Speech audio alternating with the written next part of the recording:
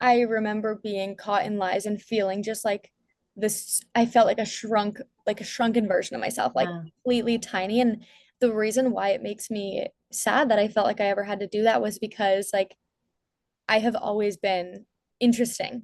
And like I was born, a little bit like spunky and funny and just like I never needed to lie about how much money my parents had or lie about how capable I was of something or, my future. Like I never had to lie about any of that to be lovable. Like there's people for everyone. Like Mhm. lies, they are literally just robbing from the integrity of just how incredible you are as an individual.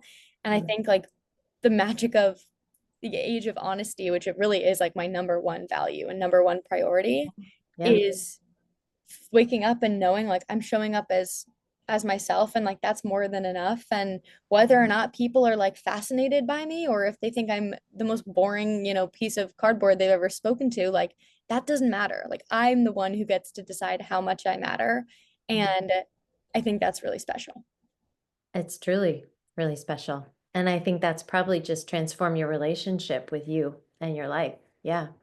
I think how we show up in integrity, right? If that's a value that you have, which it sounds like it is, and it's a value I think that can guide us beautifully in life, and telling the truth. Like I literally give that as homework for people, right? It's like, notice where you're cutting corners. Notice where you might not be telling the full truth. Notice where you withhold or where you over explain. And then like just notice that and take a pause. Or if it's too late and you've already, to be able to just be with that, notice it, examine it, and be like, what am I afraid of? What am I trying to get away from?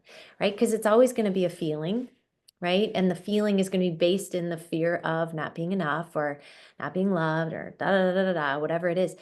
All of us are driven by this, Kale. So whether it's lying or another form of adaptation, we all find ways. It could be over, performing. And a lot of people are perfectionists. Why are you perfectionist? You're not a perfectionist because you want to do things well. You're doing that to somehow make peace with your feeling of inadequacy. Like it's like you're trying to stay ahead of the curve to maintain this sense of like, I'm good.